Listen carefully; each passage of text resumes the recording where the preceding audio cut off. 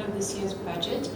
Firstly, we are quite interested in Treasury's fiscal consolidation path, how they're going to achieve this through what we think is quite necessary to do a combination of your tax increases as well as your expenditure cuts.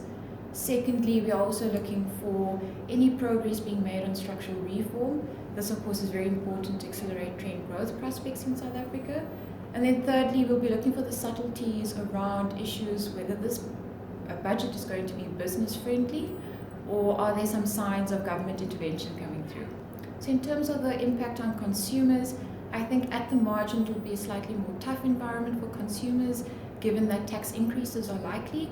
We do expect the tax burden, which is your tax ratio relative to GDP, to continue increasing in order to fund the gap on fiscal consolidation.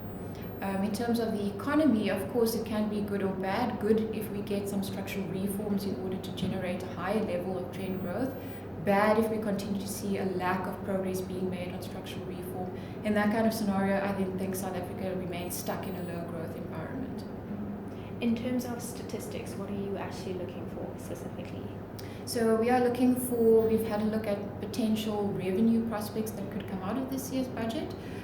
We've looked at potential numbers around fiscal drag, so in other words, not allowing for compensation on bracket creep.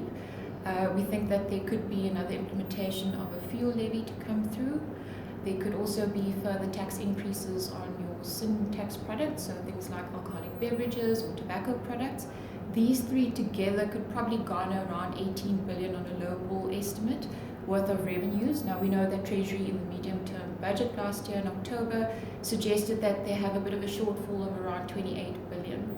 So if they could tap those sources first, at the margin we could potentially see some wealth-related taxes coming through, so something around estate duties, and then closing the corporate loopholes on corporate tax collections. So things around transfer pricing, we might see some gains being made in that regard. I think it's also quite important to note that the rating agencies will be watching this as a key event of interest because it is an indication of South Africa's credit worthiness.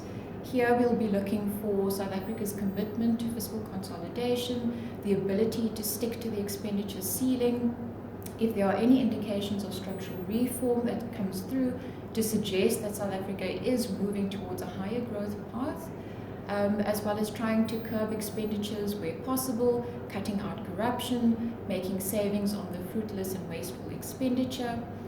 Those sorts of things we'll be looking for in terms of the ability to maintain our credit worthiness.